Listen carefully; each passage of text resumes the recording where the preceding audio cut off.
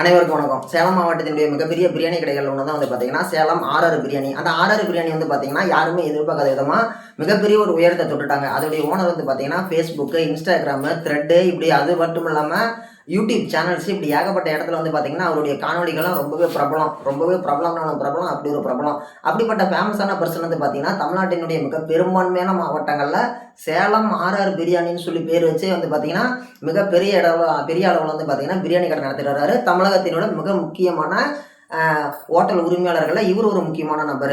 இருக்கக்கூடிய தமிழகத்தினுடைய பெரும்பான்மையான ஊடக வெளிச்சம் வந்து பார்த்தீங்கன்னா இவர் மேலே இருக்குது. எப்பவுமே ஒரு மீடியா அட்டென்ஷனில் இருக்கக்கூடிய ஒரு நபர் தான் வந்து பார்த்தீங்கன்னா சேலம் ஆர்ஆர் பிரியாணி ஓனரு.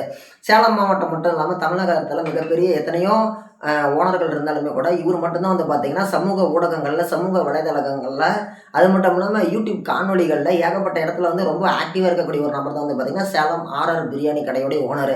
இவர் சேலத்தில் மட்டும் பார்த்தீங்கன்னா இடத்துல 5-6 இடத்துல வந்து பார்த்தீங்கன்னா கடை வச்சிருக்கிறாரு. மிகப்பெரிய ஒரு ஃபேமஸான ஒரு பர்சன். எல்லார் மேலேயும் ஒரு கரும்புள்ளி, ஒரு சின்ன ஒரு டாட் இருக்கும் அப்படிங்கிற மாதிரி இவர் மேலே இப்போ சமீபத்தில் ஒரு டாட் அப்படிங்கிறது வந்து இருக்குது. என்ன டாட்னு சொல்லி கேட்டிங்கன்னா கேட்ரிங். ஓகேங்களா? இப்போ சமீபத்தில் சில ஆண்டுகளுக்கு முன்னாடி நான்லாம் வந்து ஸ்கூல் படிச்சுட்டு இருந்த காலகட்டம். அப்போலாம் வந்து பார்த்தீங்கன்னா விமான பயிற்சி பள்ளியில் சேர வேணுமா, சென்னை அமிர்தாவில் படிங்கம்பாங்க.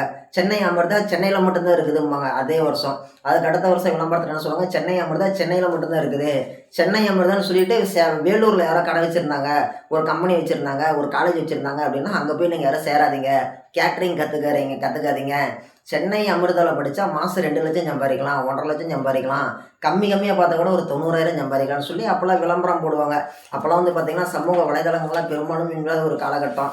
சன் டிவியில், கலைஞர் டிவியில், ஜெயா டிவியில், அதே மாதிரி வந்து பார்த்தோம்னா செய்தி ஊடகங்களாகிய பாலிமரில், புதிய தலைமுறையில், இந்த மாதிரி செய்தி ஊடகங்களில் அவங்களாம் விளம்பரம் பண்ணிகிட்டு இருந்தாங்க. அப்படிப்பட்ட ஒரு சூழ்நிலையில் என்ன நடக்குது, எல்லாருமே சென்னை அமிர்தாவில் படித்தா வாழ்க்கை மாறும், மாதம் படிக்கும்போது 10,000 சம்பளம் அப்படின்னு சொல்லிட்டு விளம்பரம்லாம் போட்டு இது பண்ணாங்க. அதாவது 2015, 2016 காலகட்டங்களில் 10,000ங்கிறது பெருசு.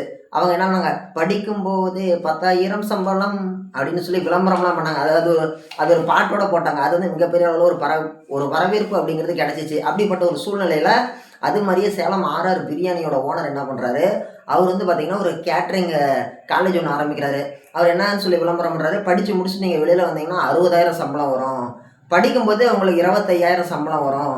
அப்படி நான் வந்து பார்த்திங்கன்னா கேட்ரிங் காலேஜ் ஒன்று ஆரம்பிச்சிருக்கிறேன், நீங்கள் வந்து தாராளமாக எல்லாருமே கலந்துக்கோங்கன்னு சொல்லி அனைவருக்குமே வந்து ஒரு சமூக ஊடகங்கள் வாயிலாகவும், வால் போஸ்ட் வழியாகவும், ஃப்ளக்ஸ் மூலியமாகவும், சுவரொட்டிகள் மூலியமாகவும், அனைத்து மூலியமாகவும் என்ன பண்ணுறாரு, ஒரு அறிவிப்பு கொடுக்குறாரு. அந்த அறிவிப்பு கேட்டு ஏகப்பட்ட மக்கள் போய் கலந்துக்கிறாங்க. ஏகப்பட்ட இளைஞர்கள், சுற்று வட்டாரத்தில் இருக்கக்கூடிய ஏகப்பட்ட இளைஞர்கள் என்ன பண்ணுறாங்க, போய் கலந்துக்கிட்டு ஒரு முக்கியமான கருத்து சொல்கிறாங்க. சரி, நாமளும் இனிமேல் பெரிய ஆளாயிரலாம், படித்து முடித்தா 40,000 சம்பளமா, ஒரு வருஷத்துக்கு 4,80,000 அப்படியும் அப்பா வாழ்க்கை எங்கேயோ போயிருமே அப்படின்னு சொல்லிட்டு நிறைய பேர் நிறைய கனவுகளோட நிறைய ஆர்வத்தோடு வராங்க. அப்படி வந்து கற்றுக்கும் பொழுது முதல் வருஷத்தில் ஒரு 5-6 மாதம் நல்லபடியாக போயிருக்குது. அதுக்கப்புறமேட்டு என்ன பண்ணியிருக்கிறாங்க, இவங்க வந்து பெரிய பெரிய ஸ்டார் ஹோட்டல்ஸில் என்ன பண்ணுவாங்க, ட்ரைனிங் கோர்ஸ்லாம் கேட்ரிங் கூட்டிகிட்டு போகும்போது இப்போ எப்படி ஒரு அப்ரெண்டிஸாக போகிறாங்களோ அந்த மாதிரி தான் இவங்க போயிருக்கிறாங்க. போயிட்டு அங்கே வேலை செய்யும்போது இவங்களுக்குன்னு வரக்கூடிய ஒரு கொஞ்சமான வருமானத்துலேயும் அந்த நிர்வாகம் கொஞ்சம் எடுத்துக்கிட்டாங்களாம். 2024 சேலம் ஆர்ஆர் ஓனர் ஆரம்பிக்கிறாரு. ஆரம்பித்தவட்டி நல்லபடியாக போயிட்டுருக்குது. 2 வருஷம் தான்.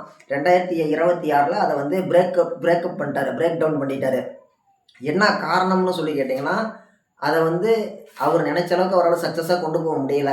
பிரியாணி துறையில் மிகப்பெரிய அளவில் சம்பாதிச்சு ஒரு பேரு புகழ் சம்பாதிச்ச ஒரு நபரால் இந்த ஒரு துறையில் மிகப்பெரிய அளவில் சம்பாதிக்க முடியல. உண்மையாலுமே கடவுள் வந்து எல்லாத்துக்குமே எல்லா துறையிலையுமே ஒரு மிகப்பெரிய ஒரு வரவேற்பு கொடுக்க மாட்டார் அப்படிங்கிறதுக்கு ஒரு மிகச்சிறந்த உதாரணம் தான் வந்து பார்த்திங்கன்னா நம்மளுடைய சேலம் ஆர்ஆர் பிரியாணி கடையுடைய